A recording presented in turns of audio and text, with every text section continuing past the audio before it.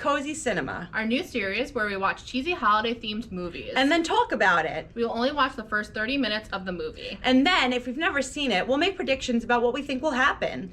You can find all the movies we pick streaming online. So prepare to find your next guilty pleasure.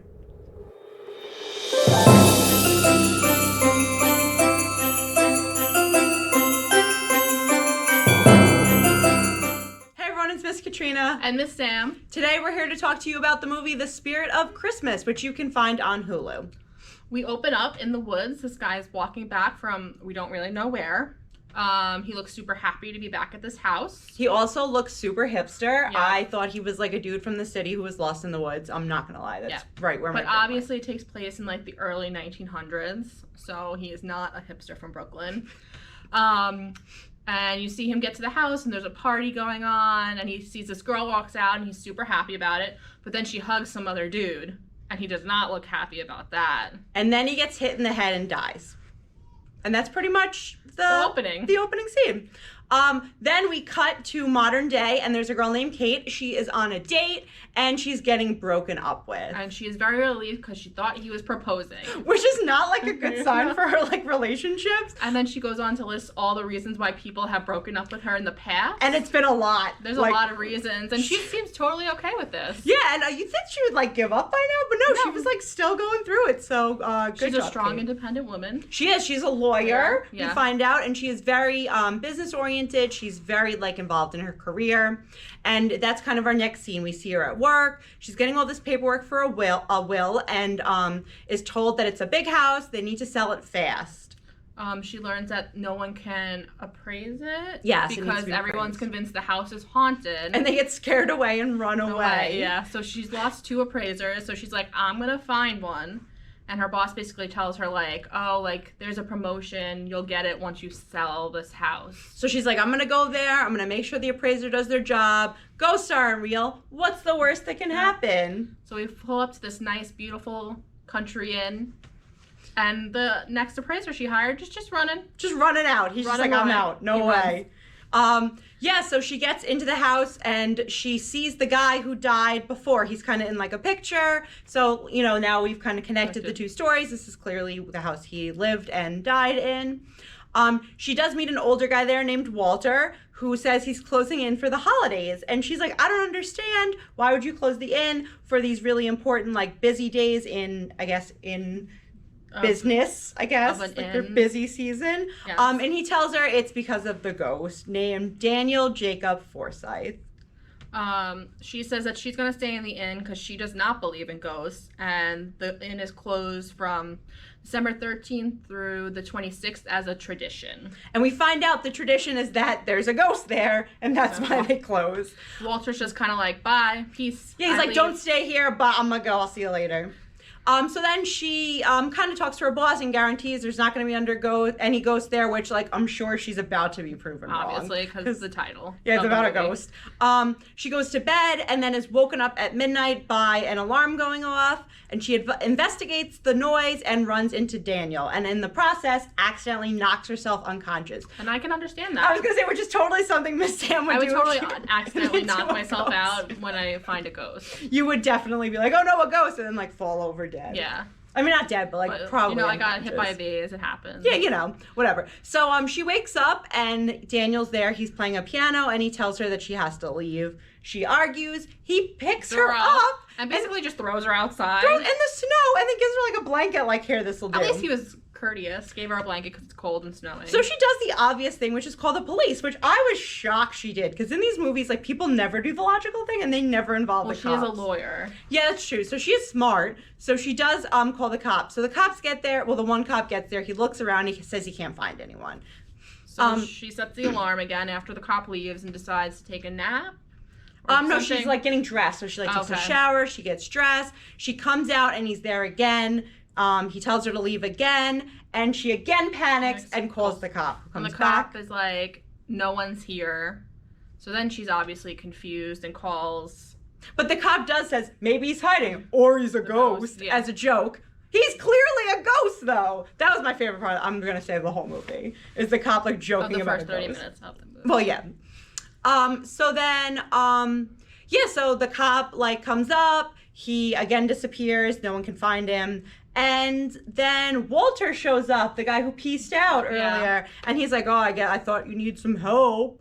He kind of tells her that even though Daniel is a ghost, at this point he's not a ghost because he can pick her up. He can do unghost-like things. So he becomes unghosted between the days of December 13th and the 26th, and we don't know why. No, and they're trying to kind of figure it out. Like, he says, like, he's cursed. He showed up 95 years ago for 12 days and does it every year, which I'm just connecting are the 12 days of Christmas. Good one, spirit of Christmas. So yeah, we don't really know what's going on. She obviously does not believe that he is in fact a ghost that is cursed, so he again drags her outside to the property line and falls backwards and disappears because she falls. Yeah, because he can't like go outside the property. So that's his proof that he's a ghost. I mean, that could be proof that you're a magician if you really think about it. But she's like, okay, I guess I believe you now. So then they're having a conversation. He's eating his first meal, which is a grilled cheese. Which grilled cheese is fantastic. Obvious first choice when you come back from the dead. I mean, yeah, but like grilled cheese is great. Like I think I could like support my first meal back from the dead being a grilled cheese. Yeah, grilled cheese and some soup. Christmas meal. Yeah, that would be really nice, especially because it's snowing there, so he's probably cold. Because he's a ghost, but not really a ghost, so he can like no longer probably feel the cold. Yeah, you know. Okay, so back to the movie. So she, being the like logical lawyer that she is, wants to figure out the curse. Yeah, so she's like, let's figure out what's going on. Let's try to get you to move on. Let's like do the right thing for you. I think it's mostly motivated by her wanting to sell the house. Yep. But she starts to really, like, you can tell she's starting to kind of get Daniel and, like, want to help him, like, be a little bit better. Obviously, we get our flashback scene to see what was going on. And we kind of find out that he was murdered coming back from Montreal, which he was going up there to get some alcohol because this was during Prohibition. So alcohol was illegal. So he was kind of like being a rum runner. He was trying to make some extra dough by like getting alcohol from Canada and bringing it back to the U.S. and selling it. There was his brother and then a cousin. So the brother wanted to sell the inn, like, once he inherited it, and he's like, no, I want to run it, so him and his cousin ran it. But the brother seems to be kind of a jerk. Yeah, and then we find out that, about the girl from the beginning. That apparently the brother ends up marrying her? I think he was the guy who walked out and hugged her in the beginning. Oh, yeah, okay. So, like, there was some sort of, like, weird situation going up there. So we have like the flashback where he talks about being a rum runner. He's the first time he meets Lily, we kind of learn about, which is like the girl that he saw. She's the sought after girl in town. And they kind of fall in love. He says that they dated, but she did betray him with the brother. And then like in the flashback, he also talks about not believing in ghosts, which again is funny because he becomes a ghost. And they also talk about getting married, so this is kind of like they're definitely in love and they're in like a serious relationship. It's at this point that we reach 30 minutes, so we stopped. Yep.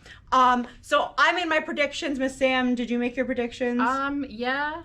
Okay. I guess. So I'm gonna go first because I wrote my prediction down because I knew that I could not stop this movie and wait a couple days to watch it when we filmed this. So I wrote down my predictions and then I watched the rest of the movie because it was so ridiculous I had to finish it. So my predictions are that they're gonna fall in love, obviously. And then at the end, something's gonna happen where like he meets someone magical and then she can like either make him a human or make him cross over. So I have like two options. I either think she's gonna meet someone magical who makes him a human and then they'll live happily ever after. Or he's gonna like cross over and then everyone's sad. And then she meets his like surprise great-great-grandson who looks exactly like him. And then they end up falling in love and they end up together. I don't really know where this movie is going. Obviously, they're going to fall in love because she's the one who does not believe in love and doesn't really care about it. So she's going to find the ghost who is angry to fall in love with because he is obviously available. And I think we're going to find out that the brother was somehow involved in his death. Oh, yeah, the brother's definitely involved. He was probably someone he knew, like, hit him over the head to kill him to get him out of the way for Lily. I don't really know how this is going to end. He has to cross over. I mean, he's a ghost. He's a ghost. Like, I don't really see how this can go any further because he's a ghost who can't leave a property and only shows up. He can't like get married and have kids. He's a literal ghost. I mean, unless he finds someone magical who can like make him a person again, which he might. I don't know. I don't know either. But I need to finish the movie so I can find out how he stays around. Yeah, I didn't get to finish the whole thing. I watched like 30 more minutes and then I had to stop and come to work. So I don't really know how it's going to end, but we're clearly going to be watching this to find out. So do we recommend this movie, yes or no? Obviously, yes, because there is a ghost who comes back from the dead, and there's a murder mystery because he was murdered. That's true. I'm going to say 100% yes. This movie is ridiculous, but it's actually kind of good. Yes. Like, if you take the premise away where he is literally a ghost, yeah. It's like a good story, like a good, like, cheesy holiday romance. Like, you know, it's got to end by the 26th because, like, that's when he leaves. So it ends on Christmas. There's going to be a big Christmas Day thing, I'm sure. Mm-hmm. I would definitely recommend it 100%. Watch The Spirit of Christmas. Hi everyone, we're back, and I want to let you know that next week we're going to be watching Christmas in the Heartland. I don't know what this one's about, but I'm like kind of psyched because it sounds really lame.